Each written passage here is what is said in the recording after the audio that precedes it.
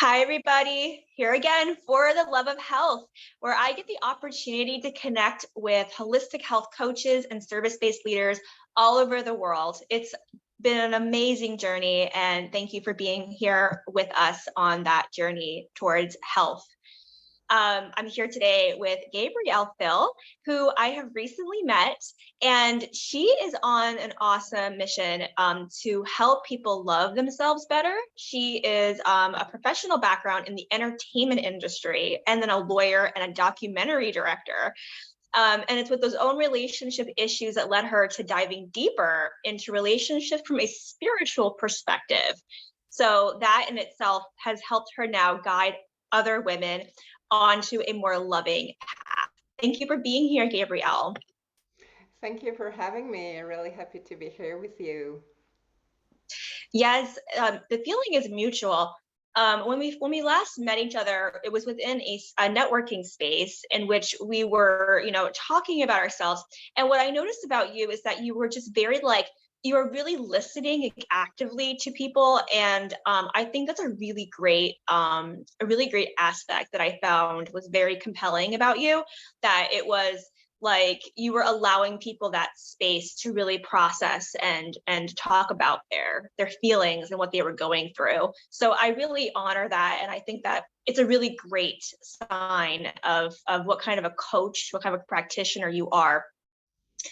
And so how are you holding space for individuals right now? Is it in physical, is it online, both? Both, actually, yes. So I am French, as you might guess with my Mhm. accent, but I actually live in Madrid, Spain, and so I have a physical activity in Madrid. So I am a Kundalini yoga teacher, and I teach every week. So I hold space for the beautiful women who attend my classes in Madrid.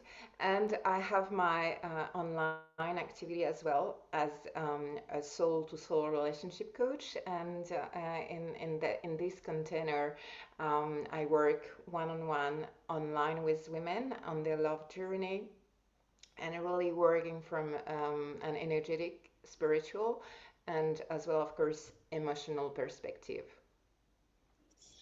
Great. And what does that physical space in Madrid look like? Is it a healing center or is it a live workshop? How do you set that up? So my yoga center is in my home sweet home. Oh, neat. So I live 10 minutes from the city center, but at the same time close to a small wood. So it's a very lovely space in the nature, and yes, it's very calm and very great space to just pause and pace and breathe and come back to yourselves. That's a really good point that you bring up that, your physical surroundings can really impact how you're able to hold space for other people in a healing capacity. Yeah, it's very important to be surrounded by nature when you do this kind of work because, yeah, we all need this contact with nature. It's very healing for our soul, and it helps us really go back within, so peacefully. So what is your ideal client? What are they like when they are talking to you or engaging with you in conversation about your services? So, so when I talk to a woman about relationships, usually it's a woman who is above 30, so she's been in relationships in the past, but she's in a moment in her life where she's single, and she has this conscious, deep desire to enjoy a new relationship, a really fulfilling and soulful relationship, but she knows and feels that she has still some unconscious blocks. around that, which in some ways we all have. Um, but yes, there is a moment in our journey when we start to be more aware of those unconscious blocks, and we understand that it's important to uncover them and heal them so we can fully embrace our love path. And yeah, I always say that our relationships uh, are our spiritual assignments. And in our relationships, we can't hide. So when there is a core wound which is not healed, or um, an emotional block, it will come back to the surface. It's not something you can hide. So there is always a moment when it will show up, and when it's time to heal. That's really powerful. I love that, all relationships are spiritual, and also within relationships, there are things that just they can't hide. They're right there. So are these women, are they seeing these things? Are they at a point where these things are visible, or are you the one who's helping them see them in a more apparent way? So usually, the women who contact me are already on a spiritual path. So they have some awareness that something is not working, but sometimes it's very difficult to uncover your own patterns. So it's the reason why it's always important to work with someone, because it's complicated to take a look at yourself, Mhm. and really see what's not going on, even if you know that there is something, because yes, you know it's not always possible to really uncover the unconscious blocks. And usually, so you keep on repeating the same cycles, and so to break the cycle you really have to go deep, and work at an unconscious and energetic level. And so I do lots of somatic work as well, Mhm. because of my and trainings in Kundalini yoga, somatic work, breath work. I do lots of healing around the body as well, because of course our body is our container. It's the beautiful sacred temple of our soul, and it's our container in this physical world. So it's where we will hold our emotions, feelings, sensations, and of course we have to work through that to finally be at peace with our story, and able to fully embrace our new path. Yes, amen. So have you always been a spiritual leader in this capacity? Because you have a background in entertainment and law. How do those pieces So yes. intersect? How do those So pieces it's intersect? it's been a journey, and Mhm. I have really this deep understanding that we all are on a soul journey, and it manifests not only at a personal level but at a professional level as well. And so yes, I started my career back then as a lawyer specialized in copyright law. So I started to work in the entertainment industry, and but I I kind of was following a little what was my parents' advices in my career, and I knew back then that it was not my soul path, but at that moment I didn't have the confidence to really find my soul path. So I just, did that for 2 years, and then I switched to a more creative part that was more aligned with my soul. So this is how I started to direct documentaries and work on TV sets and things like that, which I enjoyed a lot. But it's really my own issues with my relationships which led me to my actual career, because having so many issues with my relationships, I started to dive a bit deeper and work with a spiritual coach and really embrace the spiritual perspective of a relationship. And yes, it's been a beautiful healing spiritual path, and a relationship path is very healing, very spiritual. So yes, everything is united, I would say, and when you start to really listen to your soul, it shows up in all the areas of your life, not only the professional but the personal as well. Absolutely. And I bet in some way that you were listening to your soul the whole time. It just became, like you said, this, it couldn't hide itself anymore in some capacity. Because I think that even in those other, we're more than our occupations, right? Like you were still there within that, right? Yes, back then I knew that at some point I would switch, and I maybe would start as a lawyer, but definitely would not keep on working as a lawyer for my whole life. Um, and I have the feeling that nowadays many women, shift career in their life, and not just once but sometimes multiple times, because yes, women, we have this deep need to feel aligned with our soul, with our heart, with our deep desires, and not only at a personal level but professionally as well. It's very important to do something which is meaningful for us, and yes, to fully embrace our deepest desires. And so yes, when we feel it's the moment to switch and shift, we usually do it, and it doesn't mean we don't have fears, or it's not, difficult, but the desire is stronger, and at some point we go for it. Awesome. That's so great.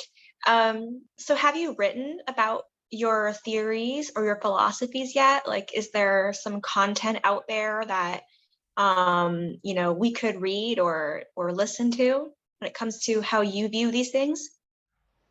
So I have some videos available, and I actually wrote something that it's in French.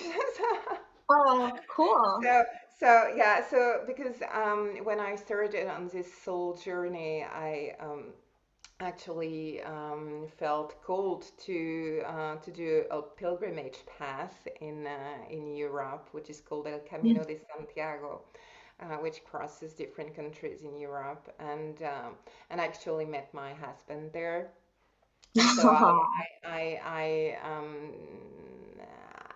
I wrote about this story, and how I felt called to do this path, and in the end met my husband close to Oh, Santiago de Compostela.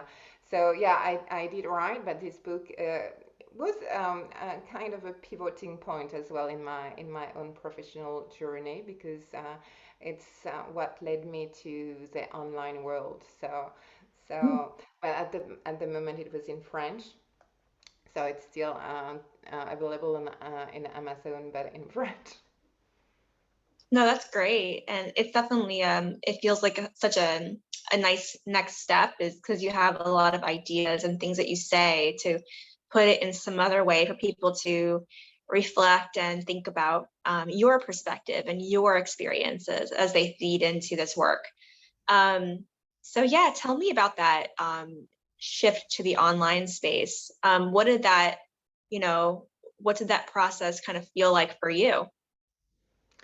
So it's been a journey, definitely. Um, I embraced the online space without knowing much about it, to tell the truth, but really having this feeling that it was meant to be in some ways. So I really trusted the process and made lots of mistakes, of course, on my path. But I always come from this perspective that sometimes mistakes are, just the best way to go. And are detours in the right direction. So I always have learned through my mistake, and it has allowed me to meet so many incredible women that I wouldn't have met in the in the offline world, I would say. And because I have traveled and lived in different countries, I have always been very open to other cultures and perspectives and languages as well, and um, being able to, to speak and express myself in French, English, and Spanish has allowed me to get in touch with very different women in very different parts of the world. And it's been really very nourishing and enriching for my soul. So really grateful for this online space that has allowed me to connect with other soul sisters, in different continents and different cultures, and learning from each other. Yeah, I think you're right that it is that from that place of that already existing openness to others and other ways of living, right? Where the local is you're in the local, like that's kind of different factors for the business itself. Well, I don't think we could leave this conversation with your legal background, not getting your choose, because you were an entertainment lawyer. And right now, when this episode is being recorded, in America, court TV, law TV, everybody is recording and talking about the Amber Heard Johnny Depp case. Um, do you still pay attention to law? I mean, how can you not, having been a lawyer, right? Yeah, I love now I love watching TV series about lawyers. Of course. Yeah, but it's actually, yes, law And now evolves you're a constantly, relationship of coach. course. You're Sorry. and now you're a relationship coach.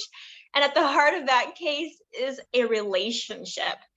Do you Yes. think that, how does are you paying attention to that case and seeing, like, are any things going off in your mind being like, oh, that was not soul aligned. There was something spiritual off here. I want to hear your two Um, cents. Yeah, yes and no, because in the end, our relationships, are meant to help us heal, and sometimes the healing journey is not the way we expect it, and sometimes it goes through very difficult stories, and in that case, obviously, it's complicated and hurtful for both of them. Um, it doesn't mean that it's,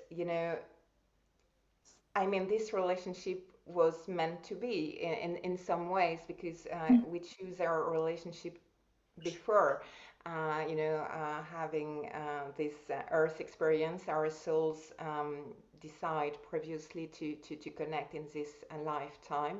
So in many ways, this relationship was meant to be, of course. uh, it's a very complicated story, and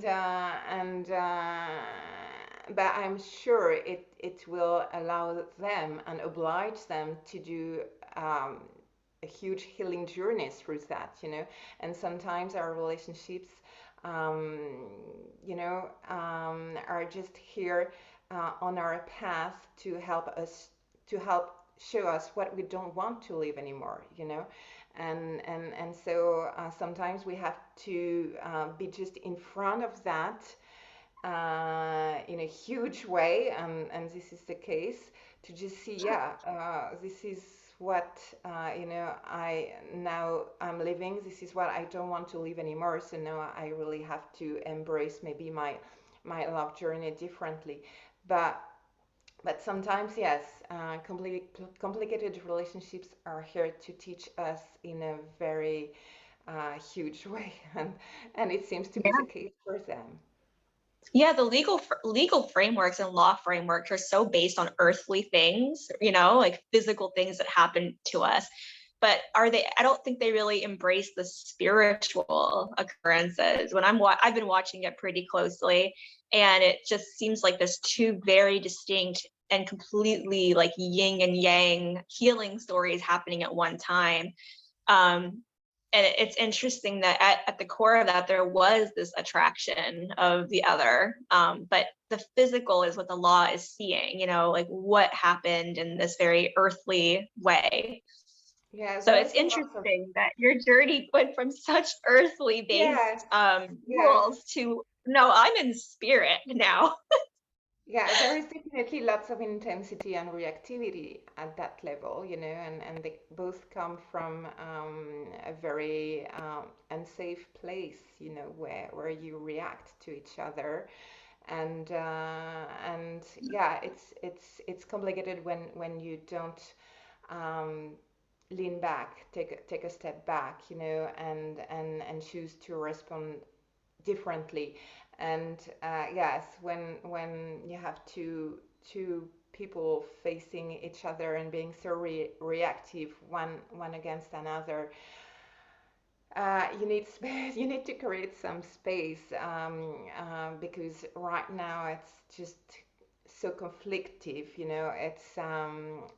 It's very difficult to um, and this is the reason why they're in court, because they can't manage it, on their own. There has to be a third party to create the space and separate this energy, because it's it's you know Yeah. it's one against another, in a very reactive way, Yeah, conflicted way. And that's a very good constructive piece of feedback that I want to resonate from what you said, which is that idea of like thinking objectively. We can't really do that when we're completely in the heat of it. So there's lots of testimony from Johnny Depp's side where he said he wanted to remove himself. That was literally, he wanted that space to just come at it differently. That even just that ability to say, okay, this is not going anywhere good for either one of us. Let's step away. And then no matter what, when we come back, it's a different energy. It's a new moment. And I do see that playing out so well in mental health and also intervention with mental health, with, certain arguments, as they build, let's just take a moment away from this and then come back at this, because inevitably it's going to be different. So thank you for giving us that. That's a really powerful insight, and really important. So you work with relationships, but are you working with women specifically, or are you working with the woman and her couple, or are you just working with the woman and her self-exploration, self-relationship first?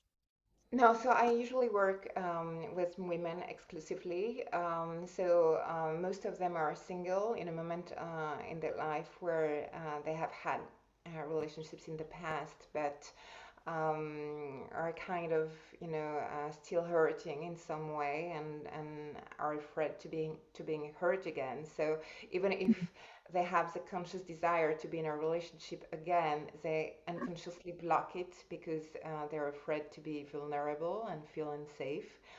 So so yes, I mostly work with them, to heal those past wounds, so they can, be in a place where it feels safe again, to be in a relationships, and to be vulnerable in a relationship, because of course, relationship means that you have to be vulnerable as well, so yes, I work with women, essentially. Okay, great. Thank you for clarifying that, because that's such a very clear to me, like where people are and what they want to experience. And like you said earlier in the conversation, we just sometimes need that other person to, give us insight, to give us clarity, as well as then later on in a relationship, an additional person who gives support and guidance so that we don't fall into unhealthy things. So that's great. Well, thank you so much for coming on for the Love of Health web show today, and sharing just a bit of your amazing practitioner story with us. Thank you. It was really lovely to share this moment with you. Thank you for inviting me.